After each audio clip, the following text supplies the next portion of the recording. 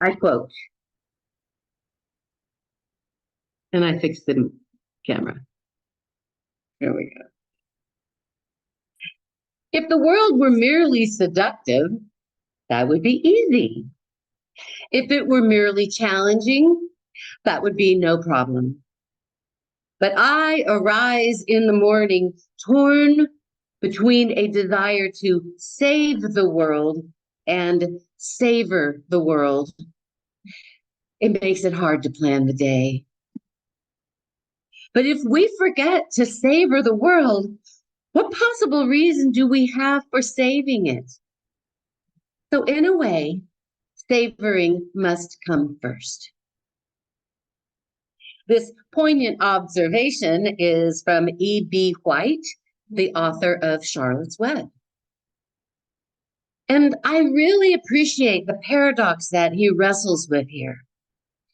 When we savor things, when we cherish and relish them, we feel an affinity for them in our hearts and must naturally strive to protect them from harm, to rescue them from exploitation, to save what we love. Saving and savoring is striving toward an ideal and a belief that there is an ideal worth striving for. One of the questions I want to explore in this message: what gave us the idea that justice and equity is possible? Where did we get this pie in the sky idea that humanity is actually capable of coexistence, of collaboration and cooperation, and a willingness to be mutually human together? Where did this come from? Sadly, history reveals time and again that the powers that be will hold on to what they strategically obtained or inherited.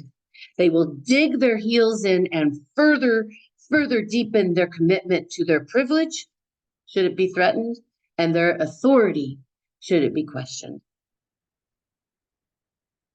Power concedes nothing without a demand. It never did and never will, said Frederick Douglass, 19th century African-American social reformer, statesman, abolitionist, orator, and writer. But then I'm reminded of this stanza in the U.S. Constitution. We hold these truths to be self-evident, that all men are created equal, that they are endowed by their Creator with certain unalienable rights, and that among these is life, liberty, and the pursuit of happiness. So, of course, there's a word used in this text that's a bit problematic. The founding fathers of this document, along with society at the time, had a rather contradictory definition of what man, men, or mankind meant. On one hand, it directly means a person with an XY chromosome. But also at play was a language semantic that implied that saying man or mankind was to include woman and womankind. There's been all kinds of agitation against that semantic, and I like to point out that it only takes one more syllable to say woman, one more syllable to say human, and we have time for that.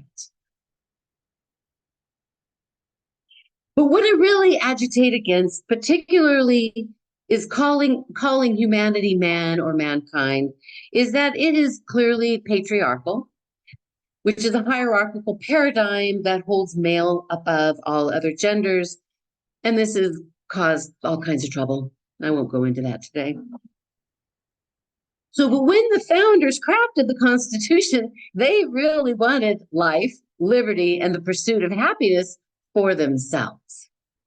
And they were primarily wealthy land or plantation owners, and that pursuit includes slavery, indentured servitude, and the oppression of womankind. But you know, as it turns out, others wanted that for themselves as well, for their families and for their communities.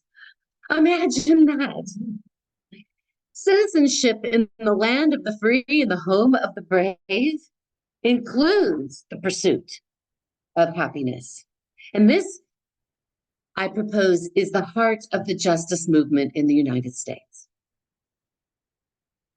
You are likely familiar with the quote by 19th century Unitarian minister Theodore Parker, and it was made popular by Reverend Dr. Martin Luther King Jr. The arc of the moral universe is long, but it bends toward justice. And when contemplating this sentiment, one can sense that there is hope. Hope that acknowledges that this is going to be a long trajectory. It acknowledges striving and that there is an ideal worth striving for. That ideal is a true and sustainable justice for all, no exceptions. Another noteworthy quote from African-American human rights lawyer and activist Brian Stevenson.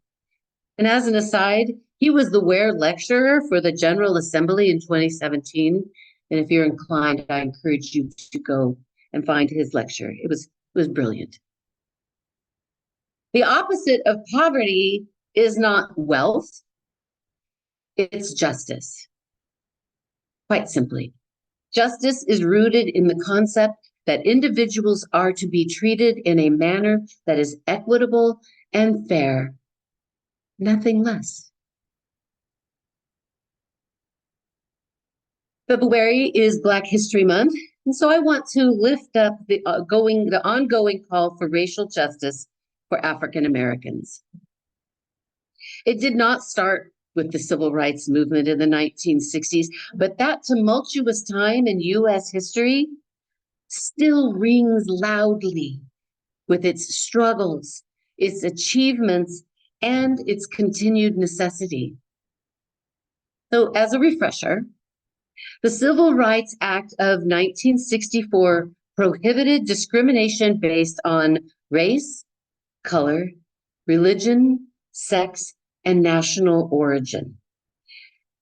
This benchmark civil rights legislation made way for advancement in equality, and it received a lot of pushback from white supremacy culture, and I'm naming that. For a while, things seem to have improved, but any amount of injustice is not sustainable, and racism doesn't hide very well. Consider the incarceration rate of Black men. They are roughly half the population of prisons, but 13% of the US citizen population. These are extreme. Oh, and then the tragic results of the police racial profiling. These are extreme and deadly examples of how racism continues. As for our faith tradition, Unitarian Universalism has turned a magnifying glass onto ourselves to expose and root out any systemic racism within our organization. We're having a close look at the systems that make up the bones of this organization and evaluating their sustainability, their quality, and their equity. Identifying what was inherently worth keeping and what needs to be transformed. One call our faith practice is to center Black people, Black organizations, and Black-owned businesses in an attempt to balance centuries of their being marginalized. We are called to listen carefully to the stories of African American people, hear their experiences, and resist the urge to be defensive or dismissive. To quote Sarah Goodman of the newly formed UU Cultivators Collaborative, Unitarian Universalism has long worked to be more whole, more inclusive, and more reflective of the communities that have experienced harm and oppression, in particular BIPOC, which is Black, Indigenous, people of color, or LGBTQ, which is lesbian, gay, bisexual, transgendered, and queer, and people with disabilities. So we must center the lived experiences of people from these communities to create models of communal care and collaborative leadership.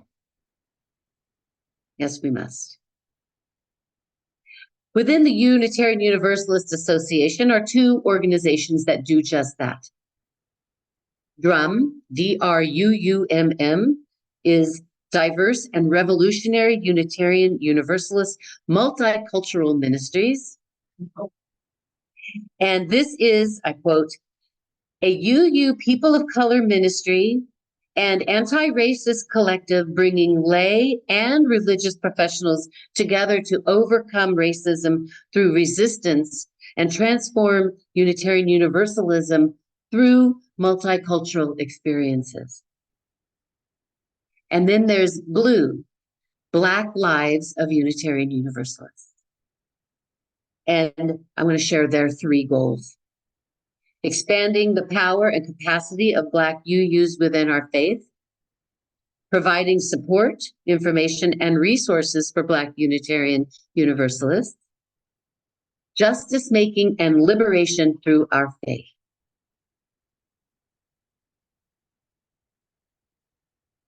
The sentiment expressed in the Constitution is a viable vision. We just need to add one syllable.